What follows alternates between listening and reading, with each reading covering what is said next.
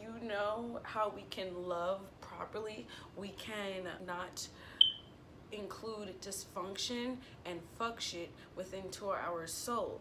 And we do that so easily by shedding white lies, right? Hey, I'm gonna be here at this time. Hey, I'll call you tomorrow. Hey, I do it too.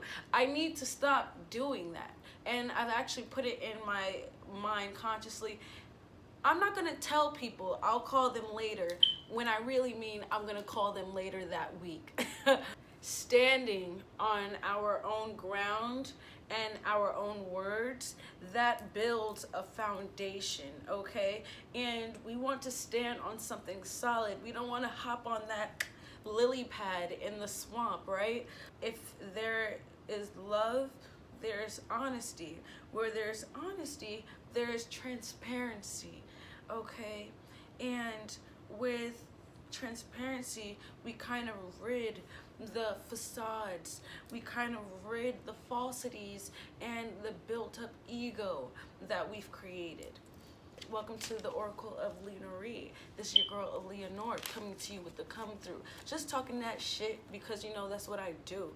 If anything, I feel like we keep a facade, and in love, sometimes we keep that a facade as well. For instance, a guy with a lot of money and a girl that is just oh so happy and on top of the world, when truly she's broken inside, and that's why she goes about her life dealing with some guy who has all the money in the world but may not treat someone as great. However, we can fill voids with each other because we have built up egos, we're thriving off of our egos, and now we need to feed our egos, right?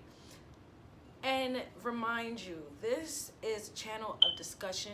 This is a channel of discussion pieces, and I would like to hear other people's way of thinking or what their addition to this kind of discussion would be, because I know I don't know everything, but these are just my ways of thinking. I just feel like the world can possibly find either entertaining or useful.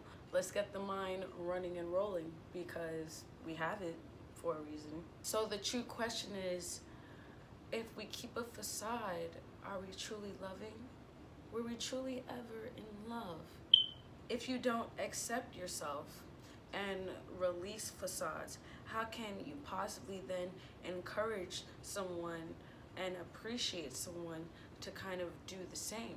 Relationships these days, we have something that's built off of a surface level, very much buoyant foundation. That's why in love, almost forgot that part. That's why in love and in marriage, we take vows to God and, you know, whatever higher power you believe in, because at the end of the day, that is something deeper than us all and something unworldly, because in love and in marriage, you want to be bonded by something that's infinite, right? We say, I'll catch you in the next lifetime and I'll find you in the next lifetime and the one after that and the one after that, because not in just this lifetime, in this world, wherever you may be, I want to be there too, right? Bounded in God, bounded in a higher power, bounded in a powerful higher spirit, something of that nature. This world is fulfilled and it is very temporary, you know, and we have facades and they fade.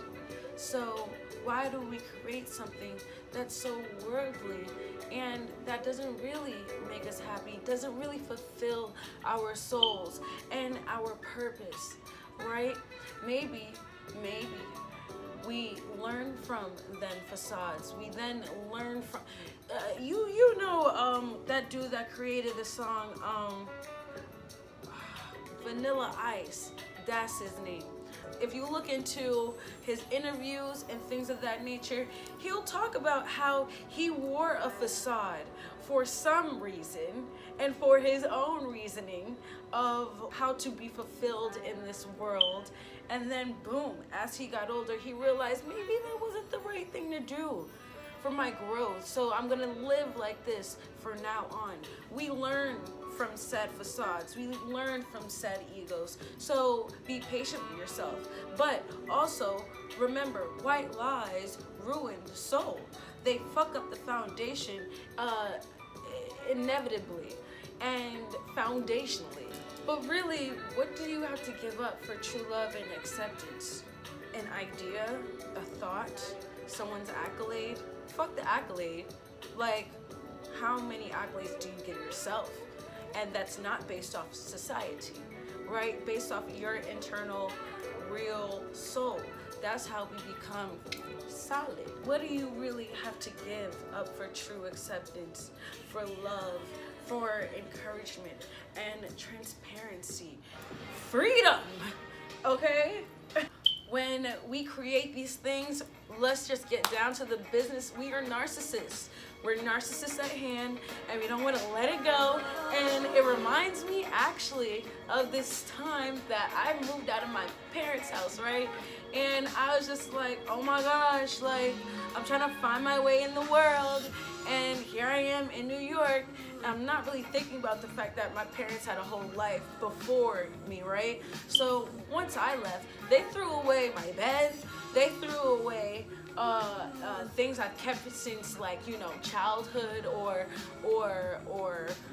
anything I didn't bring with me that wasn't really important, down to college textbooks. Of course, I have all the reason to be pissed the off, okay? Pissed off. But I realized I'm not these materials. These materials don't make me. They're just a part of my experience. And they are a part of the ego. They are part of how I think of myself or what other people think of me. I don't give a, I don't know if I, whatever the fuck. I have myself, I have me.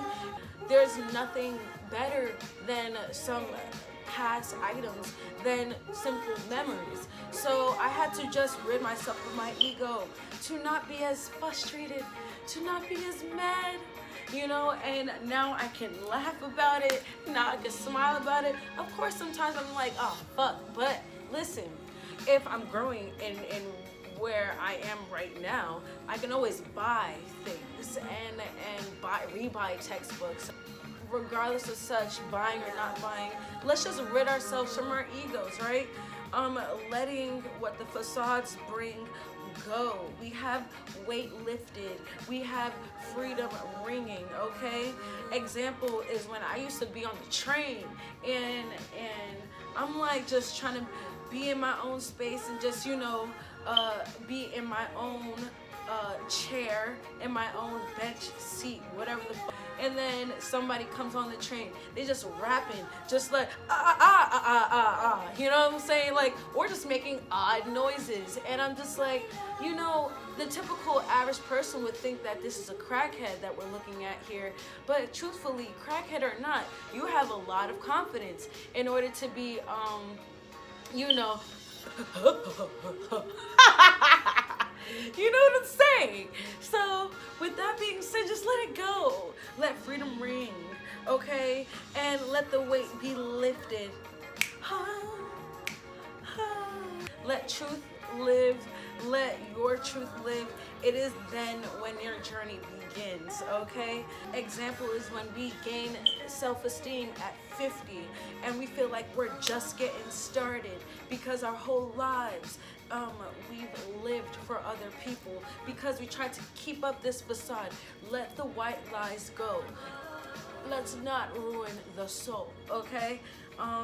We have Wendy from House Eyes of Potomac. She says all the time that she's just now getting to learn herself. Mind you, she has 3 kids, how many degrees, and she's in her 30s. We can easily live a lie, okay? And over time, it's not so white, okay?